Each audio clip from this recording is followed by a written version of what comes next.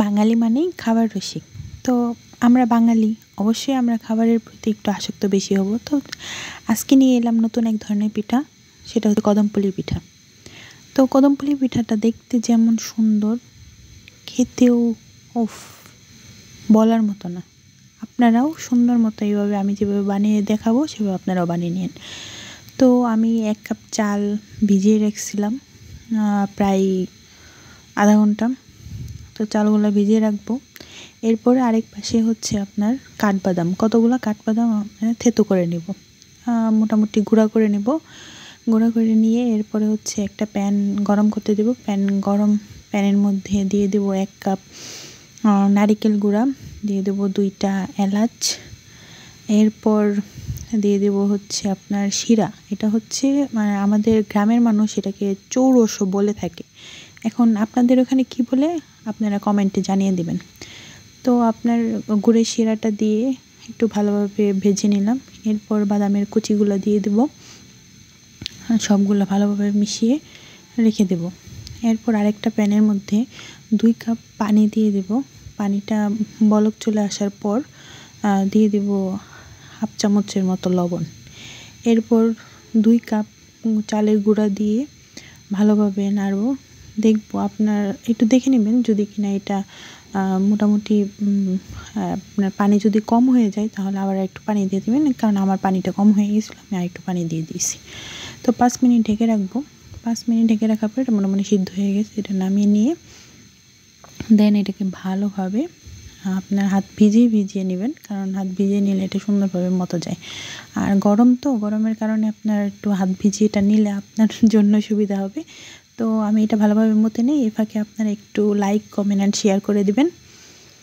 তো ভালোভাবে মতে নেওয়ার পর আমি এটা লম্বা করে নিয়েছি এবং ছোট ছোট করে গোল করে নিয়েছিলাম। 2 হাতের তালুতে নিয়ে আপনারা এটাকে সুন্দরভাবে গোল করে নেবেন।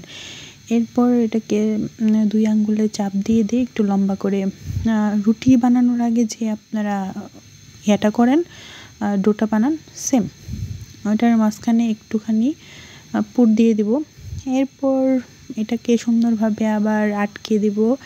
আটকে দিয়ে এটাকে 2 হাতের তালুতে নিয়ে আবার গোল করে নেব। তো সুন্দরভাবে গোল করে নিব।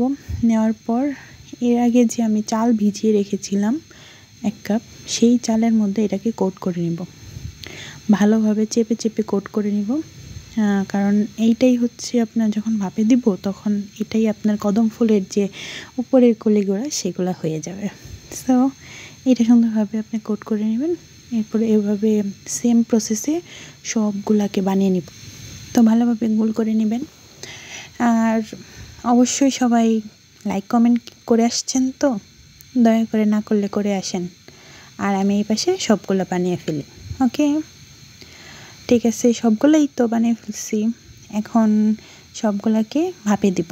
ভাপে দেওয়ার আগে এই যে একটা স্টিমারের মধ্যে আমি একটু তেল ব্রাশ করে নেব, যাতে যখন আমি পিঠাগুলো এটার মধ্যে দিব, যাতে ভাপানোর পর এটা যাতে এখানে লেগে না যায়। লেগে গেলে অবশ্যই সেটা ভেঙে যাবে আর আমার পিঠাটা নষ্ট হয়ে যাবে। তো এখানে 15 মিনিটের মতো আমি স্টিম করে নেব। তো 15 মিনিট পরে চলে আসলাম। সুন্দরভাবে আমার স্টিম হয়ে গেছে। এরপর আমি একটু ফুড কালার দিয়ে, পানির সাথে একটু ফুড কালার মিশিয়ে নিয়েছিলাম। এরপর সবগুলোর উপরে একটু একটু করে দিয়েছি, কারণ এটা কদম ফুলের মতো যাতে আমার লাগে। তো এরপর দেওয়ার পর আবার হচ্ছে আমি 5 মিনিটের জন্য ভাপে দেব। তো এই তো রেডি। আসসালামু আলাইকুম।